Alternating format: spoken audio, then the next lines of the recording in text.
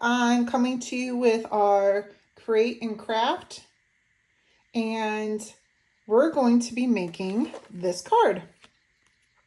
This is a zigzag fun fold card, and a lot of people get nervous about these because of trying to match up all of the cuts so they're at the right angles. Okay, so I'm going to show you how to do something like this. I already gave you the list of what you need for your supplies, but we will go over them. You need a cutter and a scoreboard of some sort. Some cutters have it on there. You need a piece of cardstock. I use basic white. The size is 5.5 by 12. And then you just need 3 different coordinating DSPs, or what I like to call my pretty papers. I'm using scraps. So you don't really need huge pieces for this card. So just 3 coordinating that you like the way they look together. And then you're also going to need some embellishments and your sentiment that you're going to put on the front and on the inside. I picked a coordinating ink to go along with that. And here we go. Of course, your basic tools like your adhesive. You probably won't need any handheld scissors, but just in case. And then some 3D foam. Okay, so here we go. First, so this, like I showed you, this is the card we're making. I'm going to put that up there so we can reference it. That way it's in shot here. Okay, so your very first piece of paper, your cardstock, okay? I did just basic white because I thought it looked nice with my papers, but you could do any color on this. This is a 5.5 by 12. And once you have that cut, we want to take our scoreboard and we want to divide this into 3 sections. So we want to score it at 4. Oh man. 4 and 8. Okay, so your 5.5 by 12 piece of paper, you're going to score it in 3 sections. So once you have it down, you're scoring at 4 and then again at 8. And like I said, this is a scoreboard only because I thought it would be easy to show it on the camera. But a lot of people have the scoring tool on their cutters. You can use that as well. Whatever you have that you like to use, please utilize that. So this allows us to take this, and you might even want to varnish it, I think is what they call it, where you take your little boning folder and kind of go over the edges here. So it folds nicely, whichever way you want to fold it. Okay, so we are ready to go. There is our base of our card. Now, before we go much further, we do need to make that diagonal. Get that out of the way. Oh, and you do need a pencil. So make sure you have something to mark with. I prefer pencil, then I can erase my marks. So the idea for the inner part of this card, I'll kind of show you here, is we want to make this cut from corner to corner, okay? Wherever we start it down here, it's going to go up to this corner that's already on. So the base of your card is the full piece. So we're going to cut from here to here. It really doesn't matter how big you do it. Someone suggested about 2 inches. I liked that measurement. So that's what we're going to do. So I'm just going to line this up on my mat here. And I got my 2 inches. I'm going to make a little pencil mark there. And just because sometimes it's hard to see it on your cutter, I'm going to make a little mark right in the middle of my seam that I already made with my scoring tool. So the idea is I'm going to cut on my cutter from here up to here and make that diagonal look. Some people might even want to make a line to help themselves out. That's fine. If you would like to do that, you could take a ruler like this and draw a line from one mark to another. I'm not going to do that because I don't find that that's necessary. I'm going to bring my cutter in here And I'm going to line up. Sometimes the cutting guard gets in the way. The idea is I'm going to put my one mark on here and then my other mark down here so that they line up right where my cutter is going to cut it. And there we go. And this is just garbage. So we're going to throw that away. And there is our mark. So like I said, we started at the 2-inch and we went up to the corner. This measurement could have been anything, but for these purposes, we're going to do 2 inches. Okay, so this is going to fold in like this, and your base is already done. Okay, there we go. I just took off my little pencil marks there. Okay, there we go. There's our base. So now we want to do all 3 of these sections on here so they match up. I know you're probably a little nervous about that because it is, we just got to be careful with how we are doing these. Okay, so let's get this out. And my ruler, that is always helpful in this situation. Okay, so I'm going to do mine just like my example with the 3 different colors like I have them on here.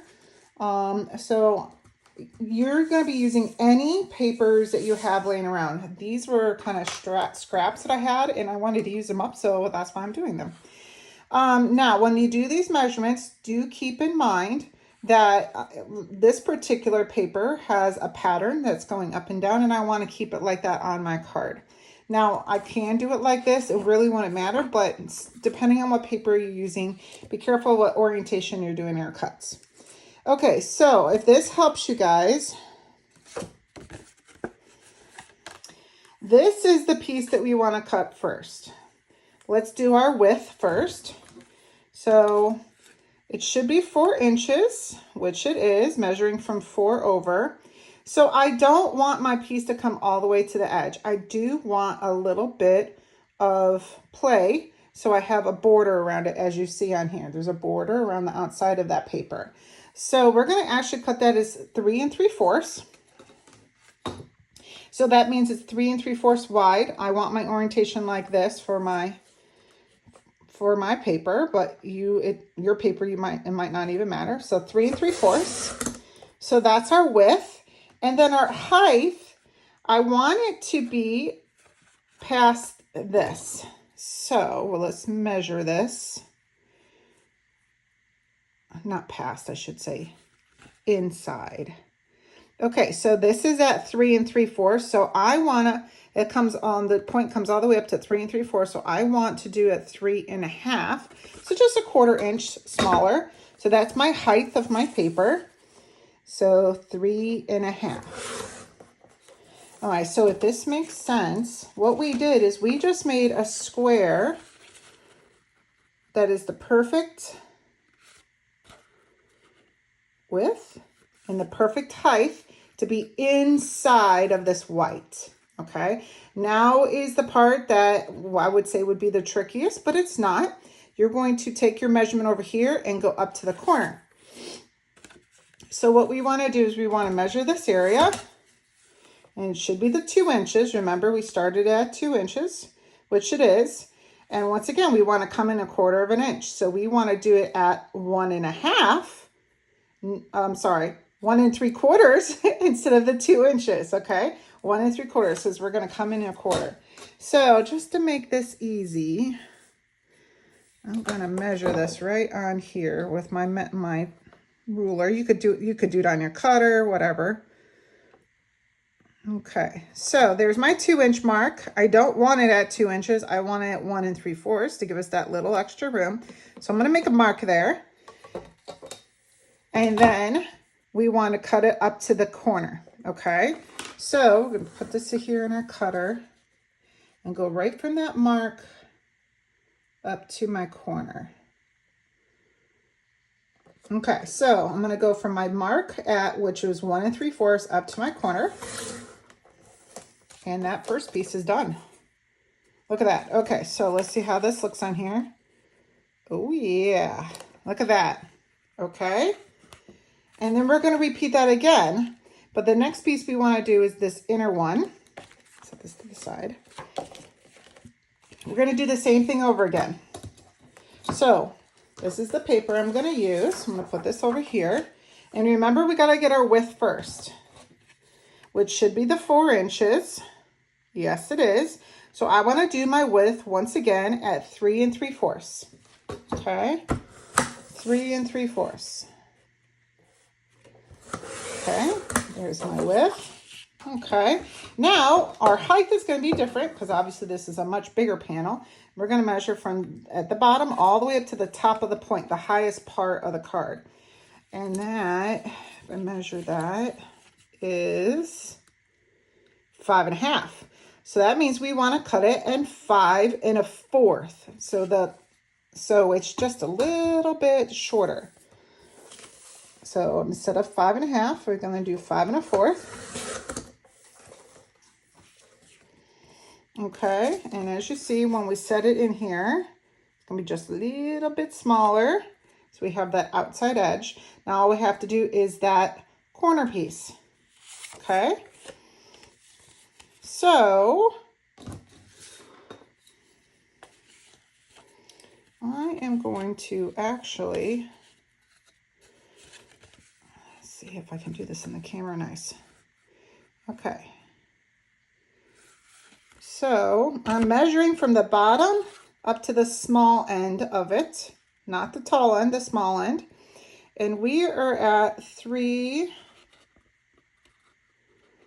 I'm going to say 3 3/4, because we want the very edge of it, 3 3/4. So I'm going to do it at 3 1/2. And we're going to do the same thing on here. This is the side we want to cut, so this is what we measure. And we're going to measure at 3 1/2. Kind of hard to line this up. Okay, so we got our 3 1/2 mark right there, and we're going to cut it from this side up to that corner, from my mark, which was at 3 1/2, up to my corner. Let me just line that up so that mark is sitting right there where it's going to cut, and that corner is sitting right there where it's going to cut. There we go. Second piece done. Look at that. Oh, so nice. Okay, so far we have this piece and this piece. Now, before I go to this top piece, because you would think that would be next, we already have this paper out. I did the same paper on the inside right here. So we're literally cutting the same exact thing again, just the reverse of it. Okay, so if this helps, there you go, so you can kind of see it. Okay, this is the piece we're going to be doing right here.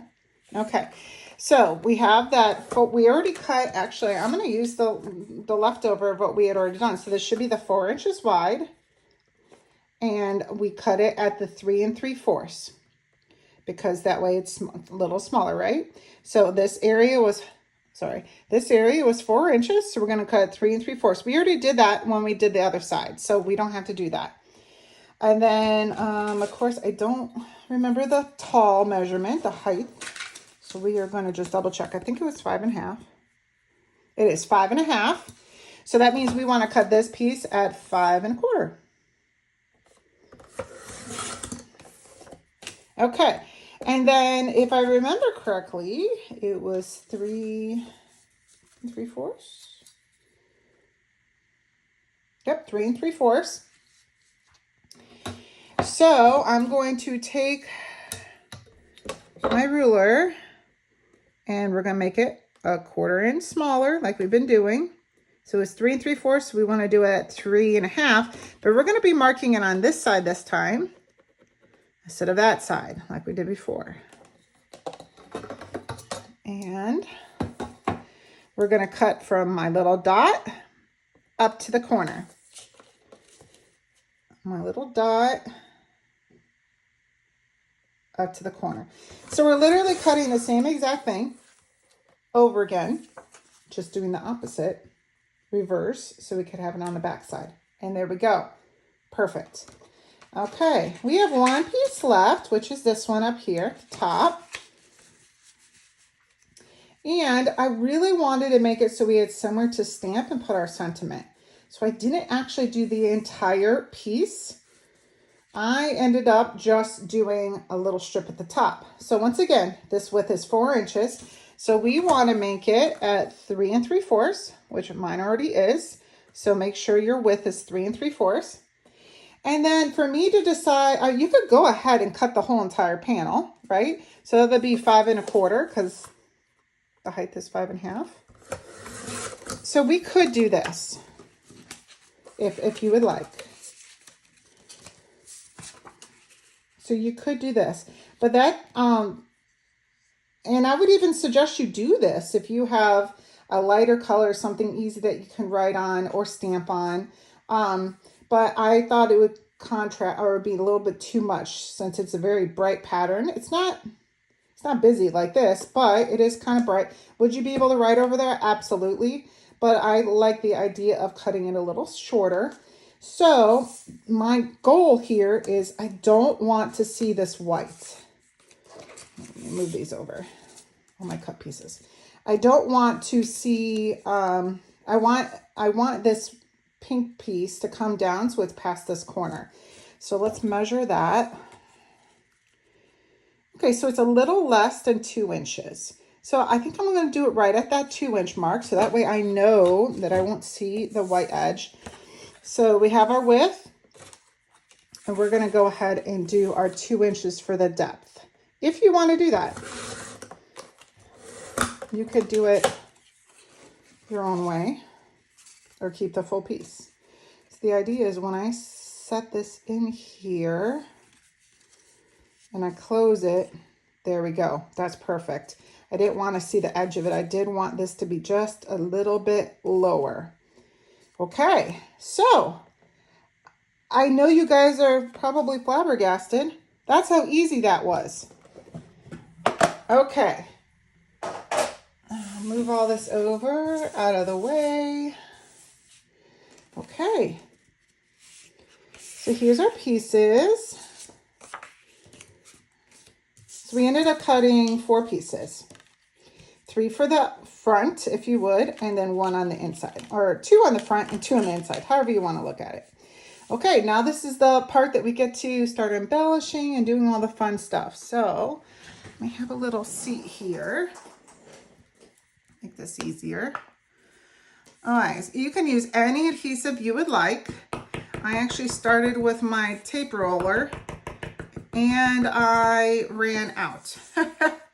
So I moved over to my adhesive, my wet adhesive, I should say, instead of my roller. Okay, look how perfect that fits. And then on the inside,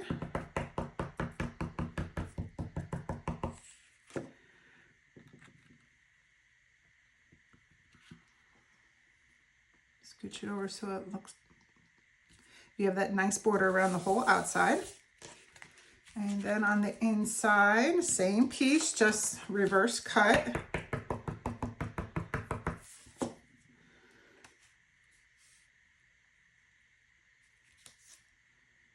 Okay.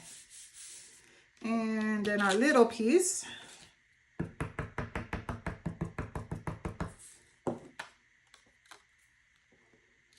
Okay. There we go. So there's our base, there's our card. Now we get to embellish. So this paper, let me actually show you the idea behind this paper.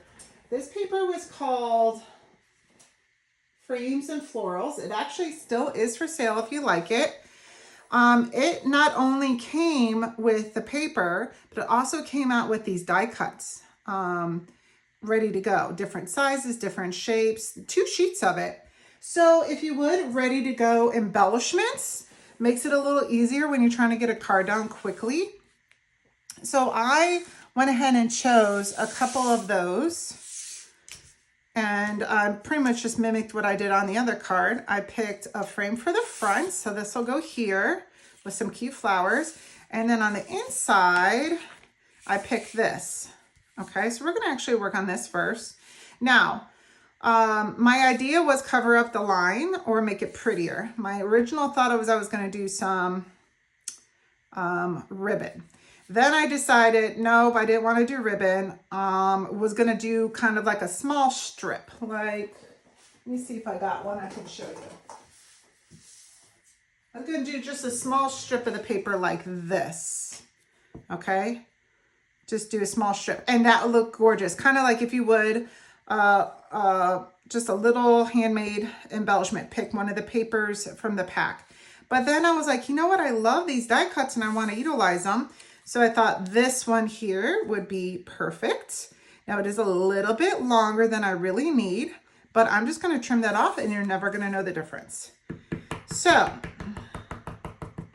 you could put any embellishment here that you would like or what you have at home. Grab some coordinating ribbon, grab another one of the pieces of paper that coordinate, or do what I'm doing and pick like a die cut. You could make your own die cut from your metal dies. I'm not gonna lie, I'm kind of cheating a little bit in the aspect of mine was already pre-done for me, and look how cute that is. So I just got that right out there. We're gonna do our sentiment here. Let's decorate the front too. And I chose this because the one I had done before, I did the square version, so I'm gonna do the round version on this one. Okay, but before I glue that down, I want to do my stamping. Oh boy, let's grab those. All right, so oh, here's another little trick.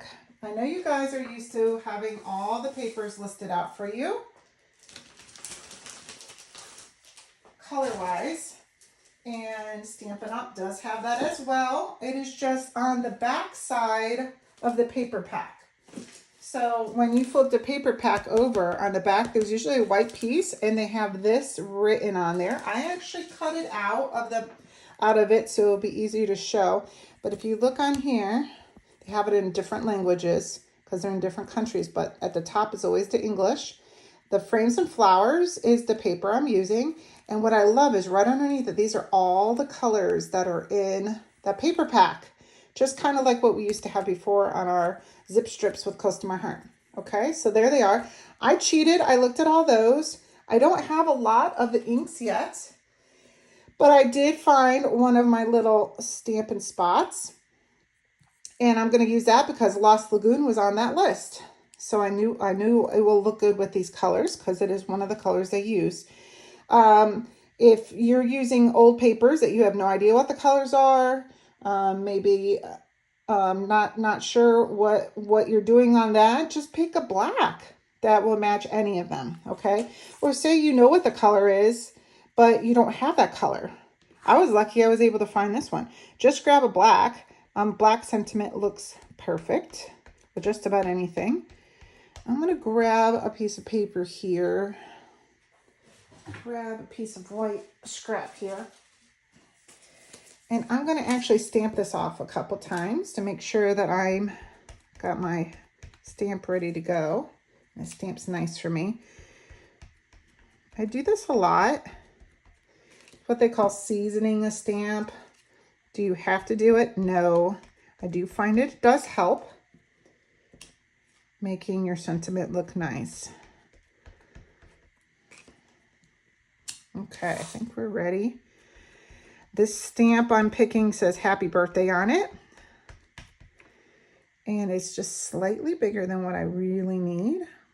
So I'm going to position this as best as I can through my block. Little pressure. Oh, that worked out perfect. So that says happy birthday on there. You're going to use any sentiment you guys want. I'm sure you have tons of stamps. You might even have stickers that have a sentiment on it. So utilize that. And then on the inside, what did I pick? May all your wishes come true. I'm going to do the same thing. I'm just going to stamp this off of here. Kind of get this ready to go. Very nice. And I'm going to put this sentiment right here. So this is like a perfect birthday card for a girl. May all your wishes come true. So it'll say happy birthday and then may all your wishes come true. Love it. Okay, stamping done. And let's just glue the rest of this together. So I'm going to take my 3D foam. I have the big ones and the little ones. This is going to go on here. So I want to actually put 3D foam dots on here, but I only want to do it on this bottom half. So I'm going to kind of cheat here, and while I'm holding it about where I want it, I'm going to put, that's the highest I want to put one. Okay, put my finger there, and the lowest I want to go over here. So when I flip it over, I know I only want 3D foam dot in this area. There you go. That'll perfect. 4 little pieces.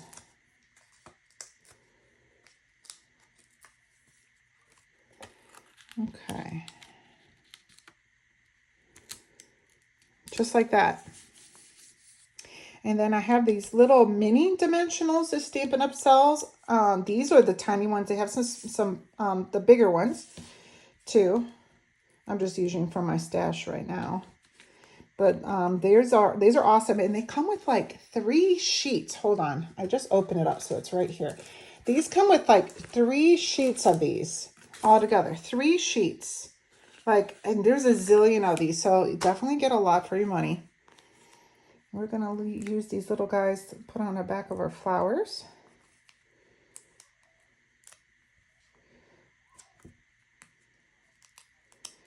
Now, could I be doing stamped images? Absolutely. If you would, I'm just being a little lazy. I'm using these die cuts because they're here and they're beautiful. But if you want, go ahead and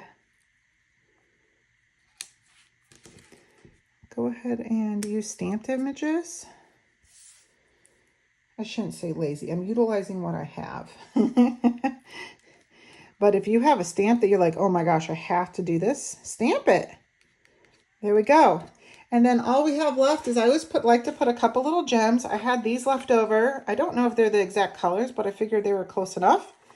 So I'm going to put some of these down here, kind of like I did before. I just slide them off with my nail. That way they don't go flying across the room, because I do like to do that. And I'm just kind of putting them where I like them. No rhyme or reason, really. And there we go. Happy birthday. May all your wishes come true. Look how beautiful that is for a card to send to your friend. Someone you want to cheer up. Anything, any kind of occasion. And then like this one, I put, love you. Your friendship is the best gift. 2 examples, same exact paper. You can do this with any of your papers that you have at your house and your embellishments. I hope you guys were able to follow along and create your own card. And thank you for joining me tonight. Have a good weekend.